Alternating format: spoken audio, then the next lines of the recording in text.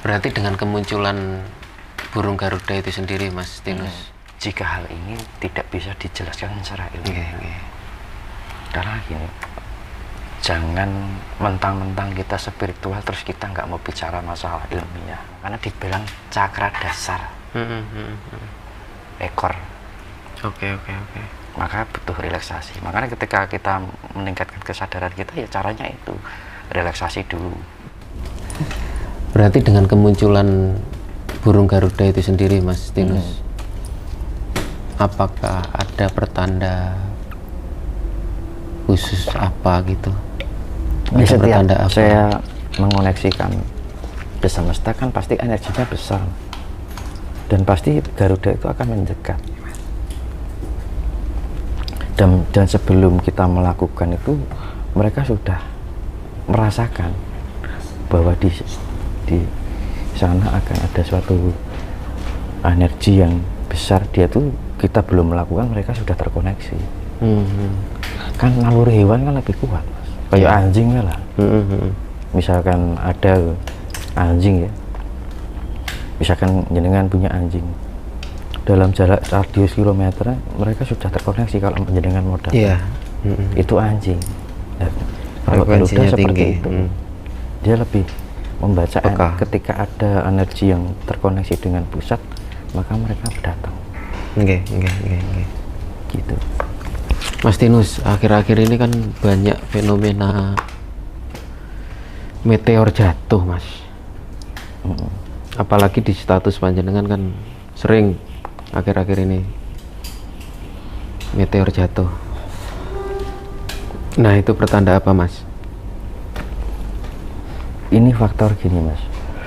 Faktor produksi O2 tipis karena polusi udara, panas bumi.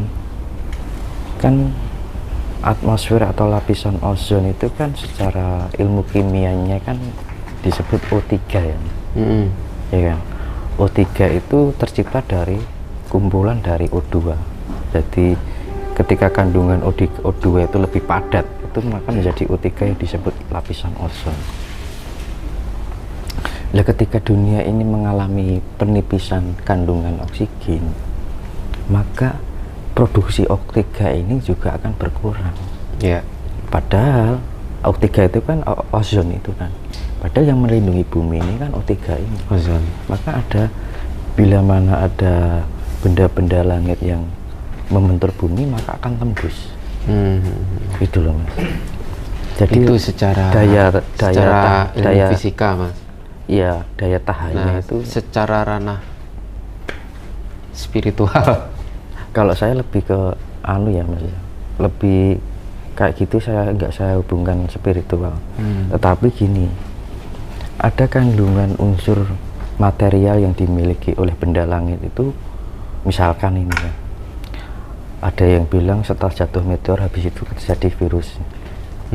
Nah, itu ada kandungan dari meteor langit ini yang jatuh, yang tembus ke bumi, tembus dari O3 atau ozon ini. Materi yang terdapat di sini membawakan unsur negatif.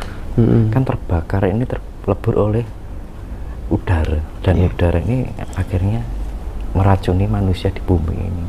Karena ada bagian materi yang tidak bisa diterima oleh secara fisikly manusia. Makhluk hidup. Akhirnya orang mengatakan bahwa itu akan menjadi virus lah, istilahnya seperti itu. Banyak kan kejadian, wah ini anak meteor geblok mesti ada anak meteor jatuh mesti arep ana pageblok kan. Tapi belum tentu, tergantung kandungan meteornya. Tapi kebanyakan kan cenderung ke dari materi yang pembakaran ini akan terbias ke udara. Nah, dari udara ini turun, akhirnya mengena manusia. Karena ada unsur materi yang angkasa yang beracun untuk manusia. Contohnya menjadi kayak bakteri atau virus. Terus kalau aku ya, kalau orang Jawa kan mitos ya. Orang sekarang ini, ini karena segala sesuatunya sebenarnya bisa kita terjemahkan secara ilmiah. Lah kenapa kok sering kali terjadi meteor jatuh ya? Karena faktor alam, karena produktivitas produksinya O3 ini tadi berkurang, karena produksinya O3 karena kurangnya adanya kepadatan O2. Hasilnya O2 kan semakin berkurang karena polusi, karena efek rumah kaca, terus bangunan berkurangnya tumbuh-tumbuhan. Makanya kan penting sekali ketika kita memelihara pohon. Dan pohon ini menghasilkan oksigen. Dari oksigen ini akan menghasilkan, dari kumpulan-kumpulan oksigen yang padat akan menghasilkan O3. Nah, O3 ini yang memelihara kehidupan. betul sekali. Nah gitu. Nah sekarang pohon ini ditebangi, terus produksi O2 nya berkurang, otomatis O3 nya akan menipis. Hasil produksi dari O3 ini berkurang. Dari O3 nya berkurang, maka untuk mengikis meteor yang jatuh kan lemah, mengalami kelemahan. Itu secara ilmiahnya seperti itu. Dan ini hal seperti ini yang kadang-kadang orang kurang pahami. Iya. Apa sidik sangkut ke kene spiritual, mitos. Saya orang spiritual, tapi juga saya tidak mau jika hal ini tidak bisa dijelaskan secara ilmiah. Karena gini, jangan mentang-mentang kita spiritual terus kita nggak mau bicara masalah ilmiah, ya kan? Maka justru dengan belajar spiritual itu kita bisa menganalisa. Iya. Oh, kehidupan nyata itu terjadi seperti ini. Harusnya mistis, klenik itu ya harus contohnya Adam, logika. saya menjelaskan Adam Hawa tadi. Kan orang hanya mengenalkan Adam Hawa, tapi tidak semua ini yang berkaitan dengan alam maka disebutnya ilmiah. Ya kan? Dari ilmiah ini kan dari alam. Semua berproses, nggak akan terjadi secara kegoiban yang bilang orang wah ini muncul dengan tiba-tiba. Pasti semua bisa dijelaskan, Mas. Dengan logika kita. Makanya kan ketika kita mengolah spiritual itu meningkatkan daya IQ kita untuk menganalisa sesuatu biar kita bisa mengambil atau menganalisa lah istilahnya secara ilmiah. Tidak semua itu harus dijelaskan dengan hal yang sifatnya klinik atau mungkin pemahaman ini dianggap mitos gitu. Justru dengannya ada spiritual itu malah meningkatkan tingkat logika kita, rasional kita lebih main. Betul. Iya. Karena ada peningkatan IQ. Dalam proses berspiritual itu tadi endingnya ya. Iya, kita berspiritual seperti itu meningkatkan IQ juga, juga meningkatkan EQ, perilaku kita. Kesadaran diri kita kan mempengaruhi perilaku. Nah perilaku ini kan butuh kesadaran. Nah kesadaran butuh kefokusan. Kefokusan butuh kebeningan. Iya kan? Kebeningan ini gini, kefokusan ini gini. Saya ulangi lagi ya. Kesadaran itu butuh kefokusan. Kesadaran butuh kefokusan. Kefokusan butuh kebeningan. Kebeningan butuh keseimbangan. Keseimbangan butuh ketenangan. Ketenangan butuh kenyamanan. Kenyamanan butuh relaksasi yang dinamakan kundalini layu itu, Mas. Makanya dibilang cakra dasar. Ekor. Maka butuh relaksasi. Makanya ketika kita meningkatkan kesadaran kita ya caranya itu relaksasi dulu. Baru nyaman. Nah kan orang nyaman, orang rileks. Apa iso? Kan gitu kan. Terus kalau nyaman, tenang. Iya kan? Kita kan belum tenang kalau kita belum nyaman. Apa iso, Mas? Ya kan, nggak bisa kan kalau belum nyaman dulu. Keseimbangan. Kita butuh tenang dulu. Bisa nggak seimbang tanpa ketenangan? Ya kan? Oh gini aja kita menaruh rokok. Ini kan butuh ketenangan biar seimbang. Nah kan agak imbang kan, agak tenang kan? juga. Oke. Nah, dari ini kebeningan, kita tidak bisa bening jika kita tidak seimbang dulu. Bagikan air ini keruh, kan harus bergeraknya gini, nggak gini-gini. Kalau gini kan keruh lagi. Nah, gini kan mengendap, ya kan? Bening. Nah, kalau sudah bening baru kita fokus. Ya, kita belum bisa fokus kalau kita belum bening, belum bisa wening. Lah, kalau kita sudah fokus, baru kita menyadari. Kita belum bisa menyadari jika kita belum bisa melakukan tingkat kefokusan kita. Dari semua ini dilakukan dengan jalan spiritual. Dan fungsinya spiritual kan esensinya seperti itu. Bukan untuk mencari kehebatan, bukan untuk mencari kesaktian, tapi untuk mencari kamukten. Orang Jawa bilang kamukten itu orang yang ngerti. Di dunia ini kan banyak orang pandai, tapi sedikit orang yang bisa mengerti kehidupan ini. Mas Tinus, dalam proses berspiritual panjenengan dari kecil ya. Nah, itu apa aja sih yang ditemui atau pengalaman panjenengan? Saya sendiri juga pernah pernah membaca sebuah kitab lah. Itu menceritakan di dalam itu ada proses orang laku tirakat itu nanti godaannya bertemu ini dan itu, ya semacam makhluk-makhluk halus lah, semacam mak lampir, terus genderuwo dan sebagainya. Itu kan Banaspati berkaitan dengan mental. Nah, itu kan jadi timbul ketakutan orang yang mau laku. Kalau orang takut tandanya kurang tenang. Iya kan, Mas? Nah, itu apa benar yang dijelaskan Karena di gini, kitab tersebut? zaman sekarang itu sudah menjadi budaya bahwa hal itu menakutkan, jadi sugesti seseorang. Kalau orang dulu hal kayak gitu sudah lingkupannya, hidupannya seperti itu loh dulu. Ketemu lembut demit itu biasa. Karena sudah mindsetnya seperti itu. Tapi sekarang kan mindsetnya kan dianggap hal itu menakutkan. Ya akhirnya turun temurun, Mas. Menjadi budaya, menjadi sugesti orang. Akhirnya menjadi hal yang menakutkan. Ya toh, Mas? Ya contohnya ada yang ngerokok lah, nggak biasa ngerokok kan batu. Kalau terbiasa ngerokok nggak ngerokok, ya nggak enak kan. Ya sama hal seperti itu. Karena sudah terlanjur menjadi kebiasaan dan menjadi budaya bahwa hal itu dianggap menakutkan, akhirnya menjadi mindset setiap orang. Kalau dulu leluhur kita biasa lihat kayak gitu. Orang dulu ya alas tok ya. Kan menyesuaikan kehidupan juga.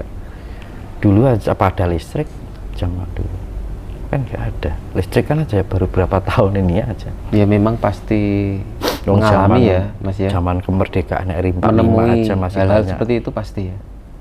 Iya pasti, Mas. Tapi kan lama-lama terbiasa. Ya kan? Dengan terbiasa itu kan melatih ketenangan itu. Dimanapun keadaan ya santai wae. Yo pengen naik tingkatnya masa yo ora ujian. Iya toh. Maka ada istilah gini, Mas. Lir tandure wus milir tak ijo ruyu. Lir itu kan bangunlah. Ngelilir. Sadarlah. Gitu kan. Tandure wis sumilir, artinya kan tandur itu kan sumilir, memberikan kesejukan. Kesejukan itu sudah mulai datang. Tak ijo royo. Tak ijo royo kan simbol keindahan. Terus lunyu peneknya blimbing kuwi, artinya lunyu kan meski sulit, kan licin kan. Meski sulit, panjatlah blimbing itu. Artinya memanjat berarti kan kita naik tingkat, naik level, walaupun itu susah. Nah, blimbing itu sendiri maknanya? Blimbingnya kan bintang, simbol bintang, Mas. Ketuhanan berarti. Ya, bintang itu akan menghasilkan apa? Cahaya. Ya, cahaya kita ini Nah, kita akan menjadi cahaya ketika kita bisa menyatukan ada berapa sudut bintang ini? 5. Cahaya, air, tanah, api, angin. Kita bisa menunggalkan 5 unsur ini, kita akan menjadi cahaya itu sendiri. Lampu aja bisa menerangi jika lampu itu ada cahayanya. Kita bercahaya, yang bercahaya apanya? Lampu itu yang bercahaya kan dalamnya, bukan luarnya. Artinya jiwa kita, kalau kita ingin menerangi yang lain, ya kita harus bisa menerangi. Ya. Kita menjadi cahaya itu sendiri. Dengan cara bagaimana? Kalau kalau di Islam mungkin istilahnya Nur Muhammad. Lah makanya itu lunyu-lunyu peneknya bimbing gue, ketika kita bersusah payah dan berkeras niat kita untuk naik level, maka kita akan menghasilkan cahaya. Jadi dari cahaya yang kita miliki ini akan membangkitkan cahaya tersebut, memberikan penerangan bagi yang lain, bahkan semesta ini. Betul. Dari sekian orang ini, bumi ini diberikan cahaya, maka frekuensi bumi akan menjadi baik. Nah makanya kan itu hal yang sepele. Lunyu-lunyu penekno blimbing kuwi, artinya biarpun itu susah licin, kamu harus naik tingkat untuk menggapai cahaya itu. Bintang 5 kan. Nah, bintang itu menghasilkan cahaya pancaran yang menyinari. Itu Mas. Wis toh. Itu artinya itu. Tapi orang kan pada bingung artinya apa gitu. Kok blimbing? Nah, blimbing kan bentuknya kayak bintang. Lunyu-lunyu penekno. Lah, bahasa-bahasa kiasan itu yang kadang-kadang sulit dimengerti, kadang kan gitu. Lah, fungsinya spiritual juga untuk melatih kiasan-kiasan sanepa senapa seperti ini. Kita bisa membaca maksud-maksud segala sesuatu yang sifatnya diterangkan dengan secara tidak langsung oleh leluhur kita. Ya kan? Contoh misalkan ada istilah Ba'i Jayabaya, jenenge ada dukuh pindho Raden Gatotkaca, kaya pagupon tundha 3, ya kan? Artinya Gatotkaca itu kan otot kawat balung wesi. Itu menunjukkan tempat bahwa itu rumah yang namanya tembok. Iya toh Mas? Ada dukuh pindho Raden Gatotkaca arupa pagupon tundha 3, artinya iya. pagupon itu kan nggak mungkin kan tingkat gini, pasti kan tingkatnya horizontal. Iya. Berumah tembok. Nah, hal yang demikian yang nggak bisa diterima oleh secara umum masyarakat, bahkan kadang spiritual pun bingung untuk menjelaskan itu. Sudah dijelaskan itu tadi, ada dukuh pindho arupa jenenge kaya Gatotkaca arupa pagupon tundha 3. Gatotkaca kan otot kawat balung besi, artinya yo tembok wi mau itu menerangkan tempat. Iya, pagupon itu tadi ya. Nah, bangunan. Gitu. Lah kan rumah tembok kan otot kawat balung besi, Mas. Nggih, sakniki. Pagupon tundha 3, sap 3. Pagupon nggak ada yang tingkatnya gini, mesti kan datar. Buson 3. Olah. Dilanjut tadi lah Mas Tinus. Hal demikian. Ngoncai hilir-hilir tadi lah. Kan ada kelanjutannya nggih? Aku lagunya sampai lali. Ini buka anu sik ya. Lunyu-lunyu penekno. Ya. Lunyu-lunyu penekno.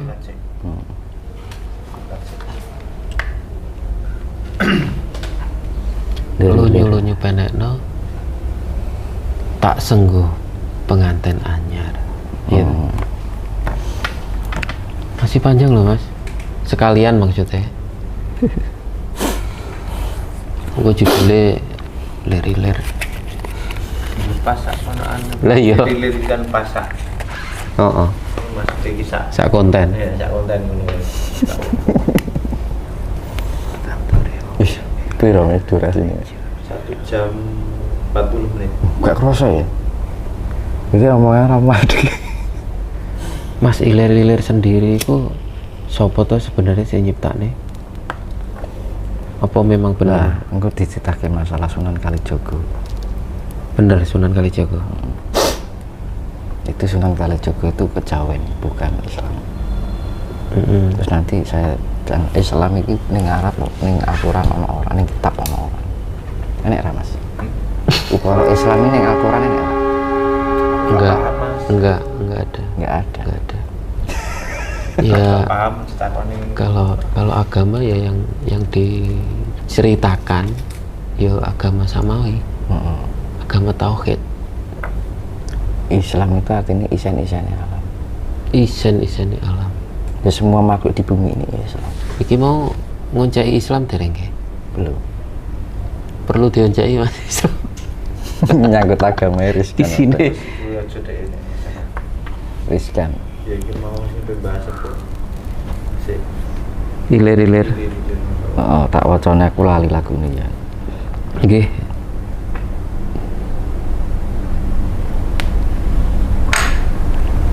Ya iki lir-lir tandule wong sing tak ijuru yuru.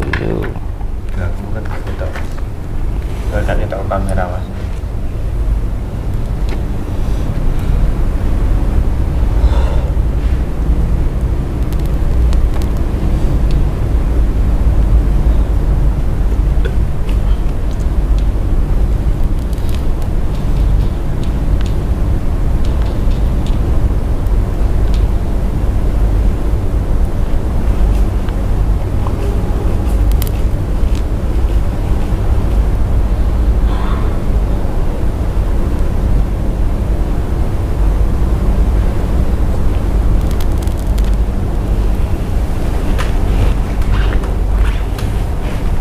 Tak sungguh penganten anyar cah angon penekno blimbing kuwi lunyu-lunyu penekno.